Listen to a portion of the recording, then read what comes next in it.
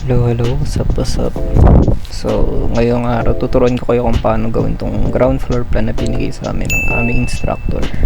So, gagawin lang natin is bubuksan muna natin yung AutoCAD. Tayin natin yan. Tapos, start drawing agad. Yan.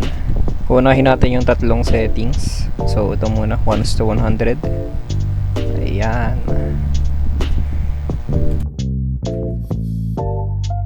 So pagtapos natin gawing 1:100, mag-type tayo ng units or UN. Tapos lalabas yan.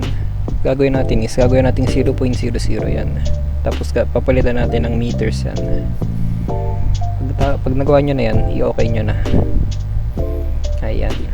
Okay, next, dim style naman tayo. DIM, dim style. Ayan. Anything would work. Punta tayo sa modify. Symbols and arrows. Gagawin nating architectural tick. Tapos above dimensional text. Ayan. Next, punta tayo sa text. Gagawin nating above yung vertical para tumangat siya. Gagawin nating align para yun lumiit siya. Tapos next, primary units 0.00.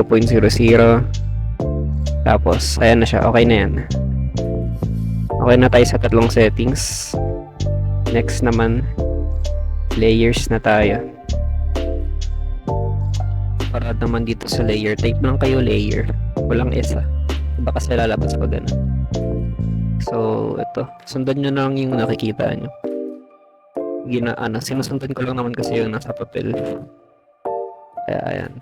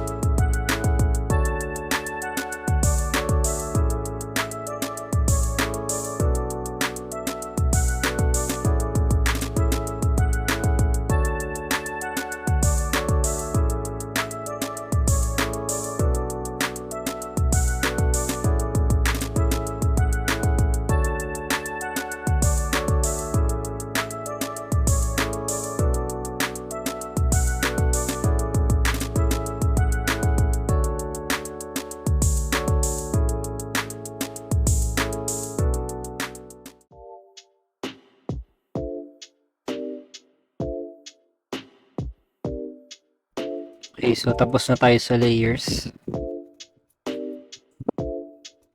Next naman, select natin yung layers. Pindot grid line, gawa tayo ng linya. So, sa unang sukat, 3, 3.5.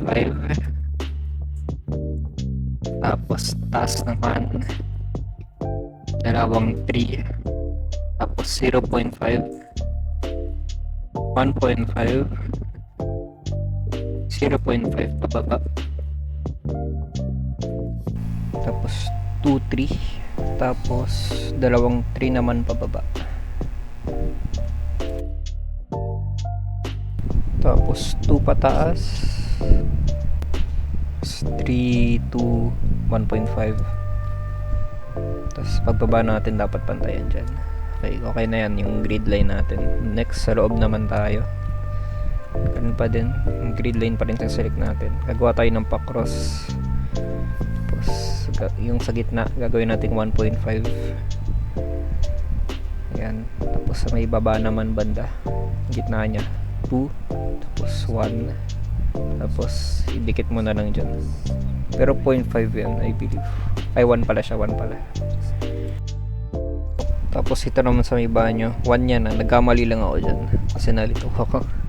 So 1 lang yan dapat, 1. Tapos dito yung 1.5 sa gilid. Ayan. Dinikit ko na lang kasi mas trip ko dikitin. Ayan. So yan yung layout ng grid line natin. Sunod naman gagawa tayo ng walls.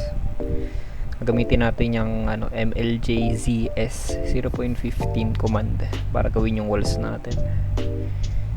Yan, gawin lang natin yan. So papalibot lang natin yan sa grid line. Ayan, palibot lang. Tapos wag niyong palibutan yung left side. So nakikita niyo hindi ko pinapalibutan kasi may gagawin tayo. So nakikita nyo sa floor plan wala siyang gitna, kaya hindi natin nalagyan ng wall. Ito yung gagawin natin sa kanya. Kunin natin yan, gamitin natin yung MA na command, tapos yan, ganyan lang. Kumbaga copy paste lang yun ng kulay tsaka layer. Tapos fill lang natin ito. Gamit tayo ng offset. Yan yung command natin, offset 0.15. Ganyan lang, paloob siya, hindi siya palabas. Pag di kayo marunong gumamit ng offset, pindot lang kayo ng linya tapos yung drag lang, okay na yun. So fill lang tayo dito. So next step natin, maglilinis tayo. Gagamitin natin yung Alt A para ma-select lahat, sabay explode. Tapos magti-trim tayo, TR plus space lang siya. Ayan, trim lang tayo ng mga nag-overlap. Ayan.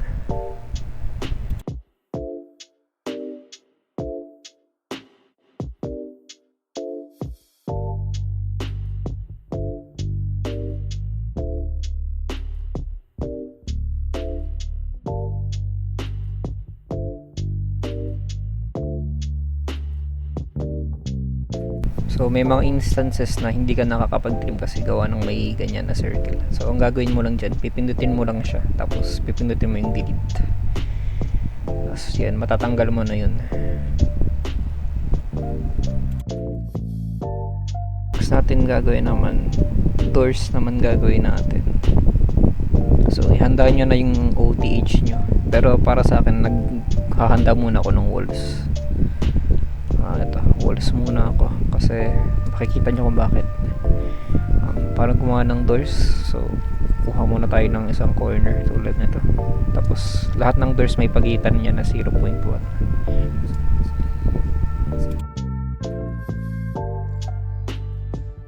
So yung main door, sukat ng main door natin is 0.8.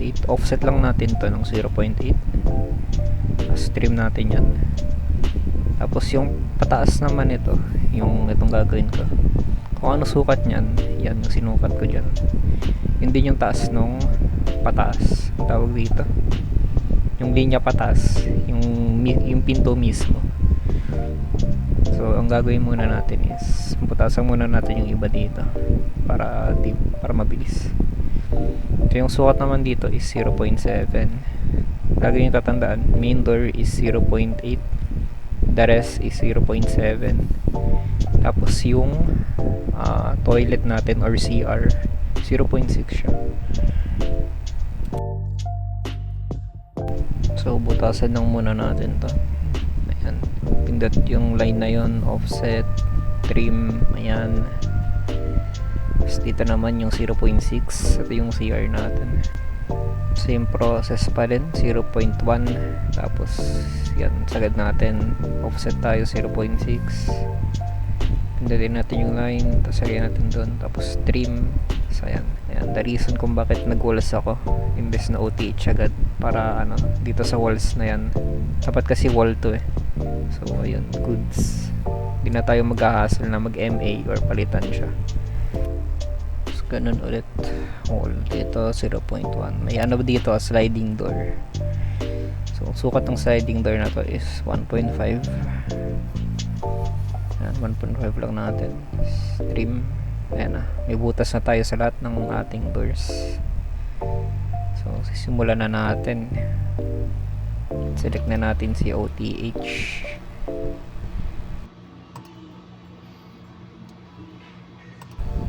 Tapos kuha tayo ng line. So unahin natin si main door. Ayan. So gaya ng sinabi ko kanina, 0.8 to.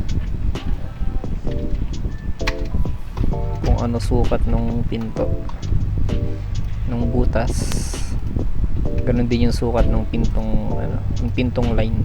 Yan, ganyan dapat parehas.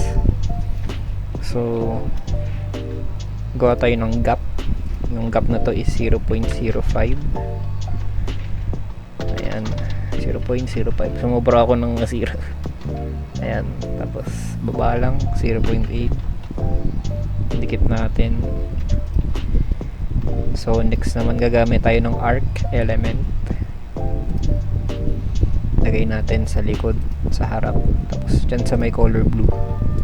Ayan, yan na yung pinto natin. So gagawin lang natin ano, gagawin lang natin sa ano, the rest. So again 0.7, 0.05, 0.7. Yan, arc sa likod, sa harap, sa color blue. Yan, ganun lang. So ulitin natin to sa lahat ng doors. Yan.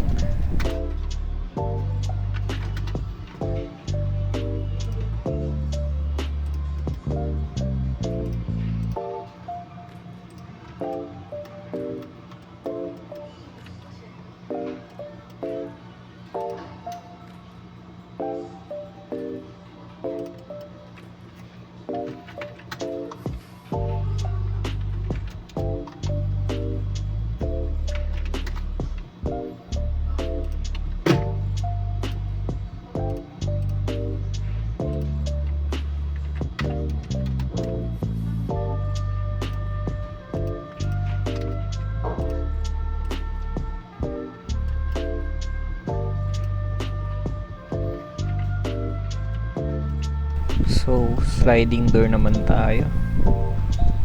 Again, OTH to, yung color red na to. Line tayo dyan. Tapos gawa tayo ng agwat 0.05. Tapos 0.75 tayo. Tapos kinonekta ko na lang. Tapos ganun din sa kabila. Ayan. Tapos ito sa kabila, ginawa ko na lang siyang 0.90 para ano, may ganyan tayong effect, may overlapping effect tayo sa sliding doors. Ayan. Sunod naman, windows. So may tricks ako dito. So unang gagawin natin, hanapin natin yung triangle or yung midpoint. Ayan, triangle. Tapos gawa lang tayo ng gap. Again, walls ginagamit ko dito, katulad ng ano, ginawa ko lang sa door. Kailangan kasi walls yung gilid nya. So what dito is 1.2. Ginawa ko is hinanap ko yung midpoint, tapos dinivide ko siya sa 2, edi in-offset ko siya 0.6 kabilaan. Magiging ano yon, 1.2 katulad nyan.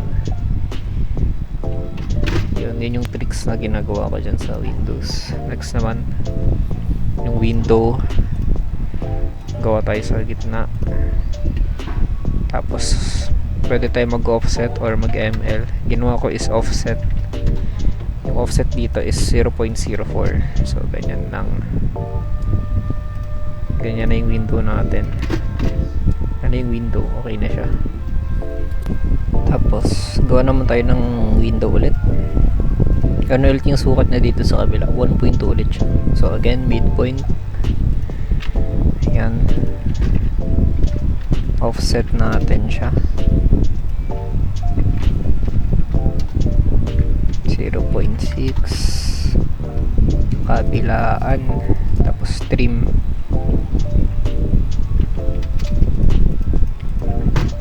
Ayan. Pindot delete. So gagawin natin dito, isa-select natin lahat yan. Ito naman yung susunod ko na tricks, which is copy paste. Copy natin, select natin yung gitnang point na yan, tapos move lang natin siya dito. Ayan. So papansin nyo, hindi ko na kailangan gawin lahat yun. Nakagawa ko ng Windows gamit pamamagitan lang ng isang click. Kaya medyo may effective tong trick na to, lalo na pag nagsisave ka ng time. Pataas, gano'n din sukat niya dito, 1.2 din siya. So gano'n ulit, midpoint gamit yung wall. 0.6 tayo, kabilaan ulit. Oops, 0.06 yun. 0.6.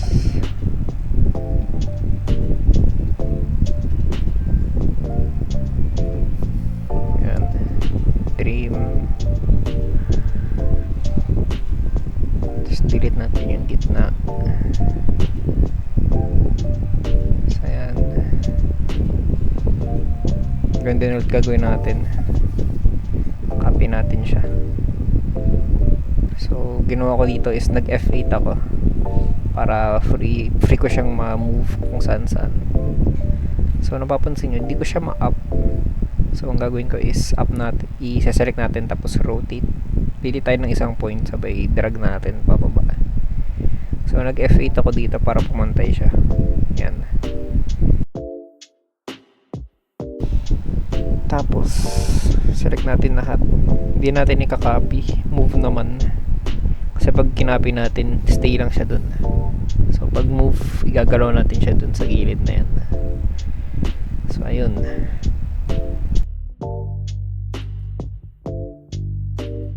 May move naman tayo dito sa mas maliit na wall. So ang sukat dito is 0.8.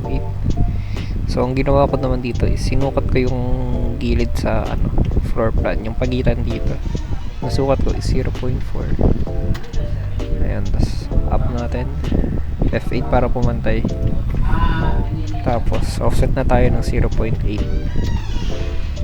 Ayan, nirekta ko na siya, wala nang midpoint. So ayun, not the most efficient kasi kailangan mo pa sukat. Dito naman sa midpoint mas madali kasi pwede mo siya gawin ng on the spot. Hanapin mo lang yung triangle, tas offset ka. Kasi okay na, may window ka na, may butas ka na ng window mo. Ayan. So 0.4 dito kasi 0.8 divided by 2 is 0.4. Ayan, putasan lang natin. So napapansin nyo, mas mabilis yung ginawa ko sa left side kaysa dito sa kaysa sa nag-offset ako. So yun lang, gawa tayo ng window dito, offset.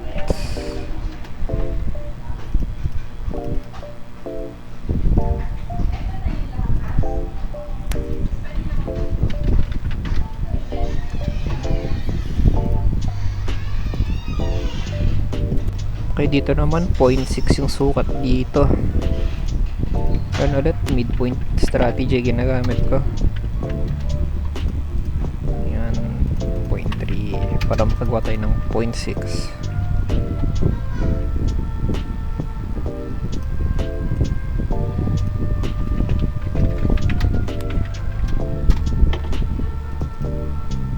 Offset.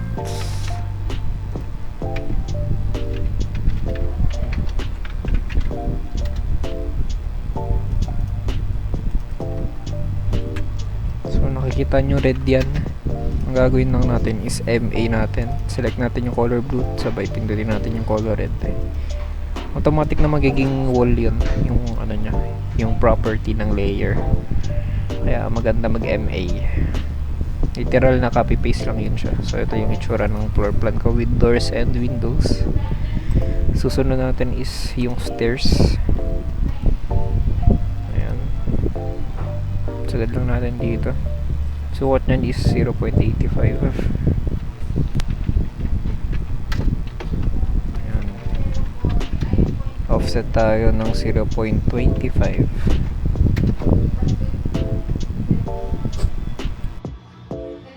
Tapos magbibilang tayo 7. So 1, 2, 3, 4, 5, 6, 7. Ano yung stair natin.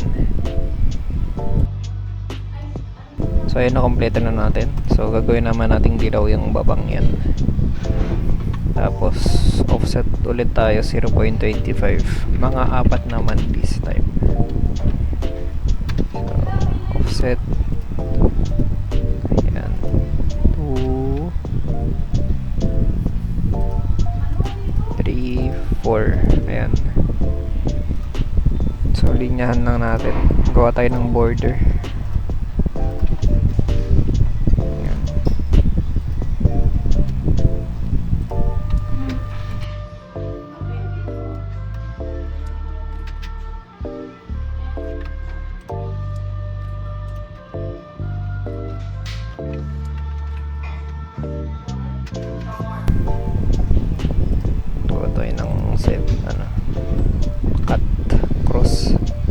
Tapos itong gagawin ko naman, optional naman tong arrow na to, hindi nyo kailangan gawin.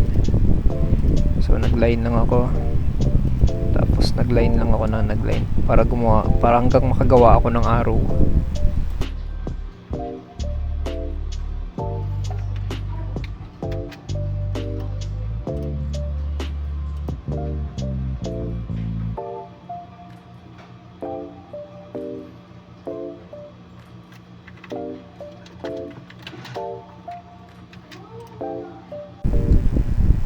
Ayun. Tapos gagawin naman natin yung cane, yung parang hawakan niya ganun. So mag-offset tayo. Sukat ng offset is 0.075. Baba lang natin yan. And tapos magano tayo, line naman. Ganun ulit yung sukat niya, 0.075. Gawa tayo dalawang ganun. Yan. Sunod is select natin yung circle. Hahanapin natin yung unang triangle. Tapos sa pinakababa pipindutin natin doon. Tapos triangle box, triangle box. Lagi nyo tatandaan, triangle lagi. Tapos trim lang natin to. Ayan. Gawa na natin. So, ganun din yung ginawa ko sa kabila. 0.75. Tapos, ayan. Hanapin natin yung triangle. Tapos, sa pinakadulong line, triangle box. Triangle box ulit. Ayan. Tapos, trim natin. Boom, boom, boom. Click, delete. Ayan. Kompleto na natin yung stairs natin. So, next naman, furniture. Pipindutin lang natin is Control plus 2. Lalabas na yung furniture menu. So, ayan, nasa gilid. Tapos, click and drag lang natin yung mga furniture. Ayan. F8 tayo para may free move tayo. Makagalaw siya ng free wheel. Ayan. Ayan yung itsura ng stove. Tapos gagawa tayo ng linya. Ito, tinansya ko na lang tong linya dito. Ayan, basta hindi siya sasagad sa door. Ayan, dapat hindi ganyan ayan, nagbawas ako. Ayan, dapat mga ano, ganyan, pwede na yan. Trim ko na lang. Yan yung kitchen area natin. Sunod naman yung banyo. Meron ulit control 2. Tapos ito tayo sa ano, home designers. Ayan. So kukunin natin yung sink, tapos yung toilet top view. So ganun gagawin natin, magro-rotate tayo. Paano? Pakaliwa. Ayan, ganun din, rotate ko rin to. Patayo naman. Ayan. Sagay lang natin siya dun. So mukhang medyo malaki siya sa banyo, kaya nag-scale ako. Ginamit ko yung SC, tapos dinrag ko lang siya dyan.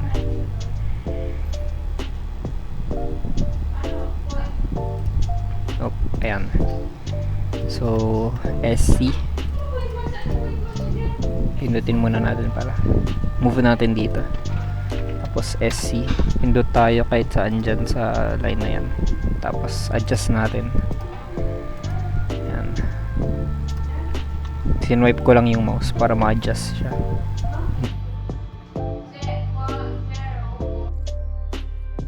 Dito naman, binutasan ko lang naman to. Typical ano lang naman. Parang ginagawa ka lang ng blur dito. Mag-ano ka ng 1.1. Gagawa ka ng pagitan ng 1.1, tapos mag-offset ka 1.5. Tapos putasan na natin. After nito, gagawa na tayo ng text.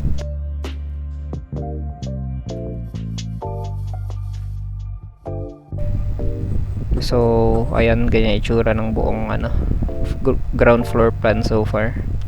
Next naman is text. So, sa layer tayo, punin natin yung TXT. Tapos select natin yung text. Dapat naka-ano siya, multi-line mode. Or ayan, ganyan, okay naman siya.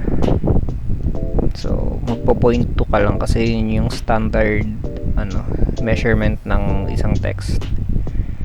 So pag ganyan, i-ano lang natin tong ruler na to. Edit natin. Swipe. Ayan. Sagad. So dito naman, kinopy-paste ko lang yan para di na ako mag ganon-ganon. Di na hassle, ganon. Yan. Copy-paste lang para di na siya hassle.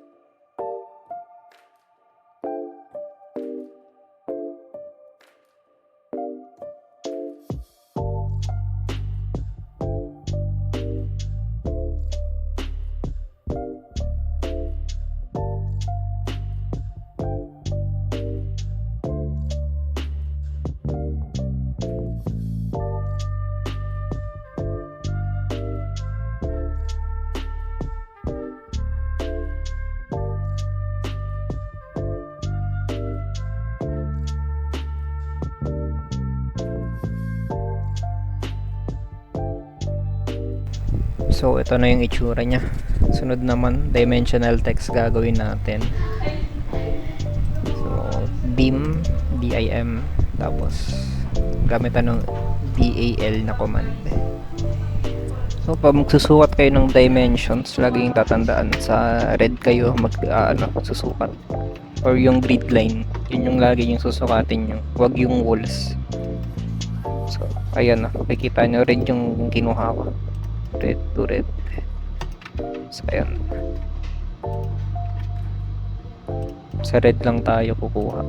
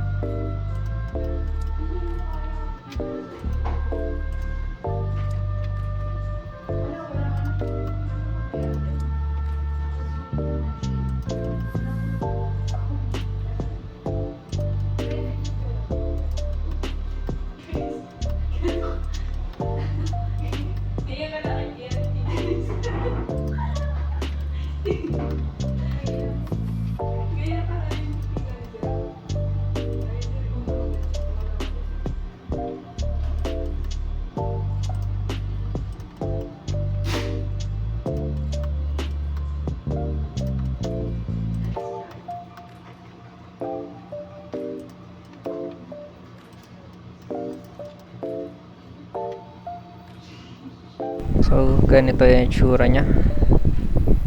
Mag-aano tayo, single line tayo, gagawa tayo ng text. So yung sukat ng text na to is 0.9, tapos 0.9 ulit. So ganyan siya kalaki. Ayan.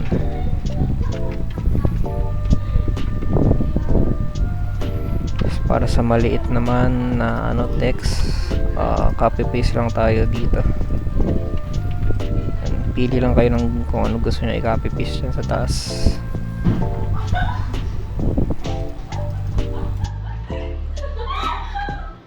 Para ma-ensure nyo yung pantay nya, yung ginawa ko na lang dito is ayun, tinipe ko siya, tapos yung kabilang banda, ayan, in-space ko na lang. Hindi siya gumana kasi yung ruler ko maliit. Adjust natin yung ruler. Ayan, space.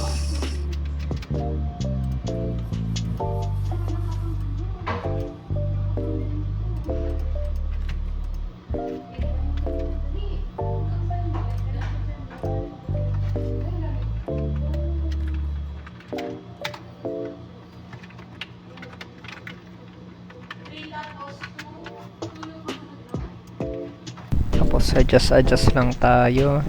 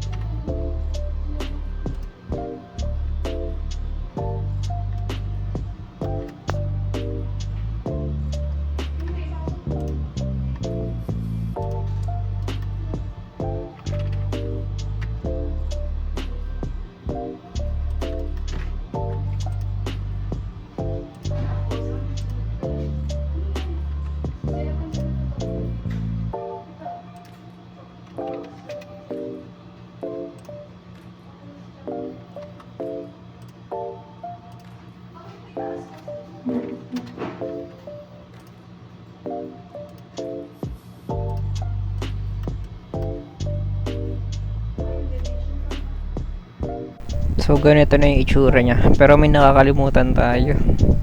Wala tayong terrace. So gagawa tayo ng terrace. Kukuha tayo ng OTH na layer. Tapos dito tayo sa may window, yung color red na yan. 0.2 pakanan. Tapos pababa 2.5.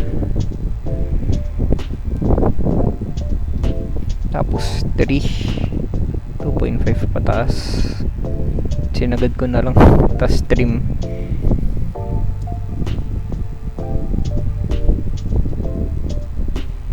Tapos magwo-wall tayo. Gagawa tayo ng maliliit na box dito. Sukat niyan is 0.3. Ayan, 0.3. Ganoon din sa kabila.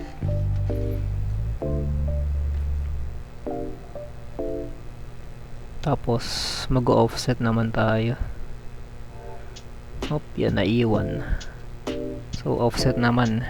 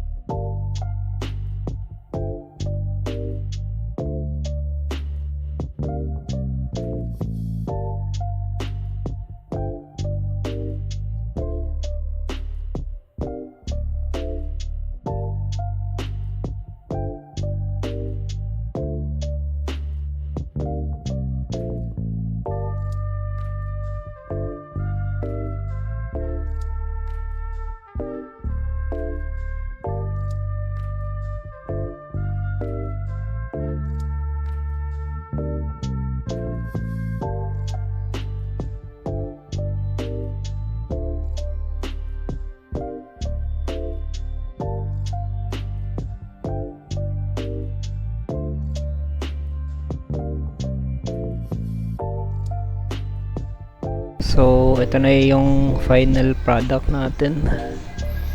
Ito yung itsura ng floor plan natin, guys.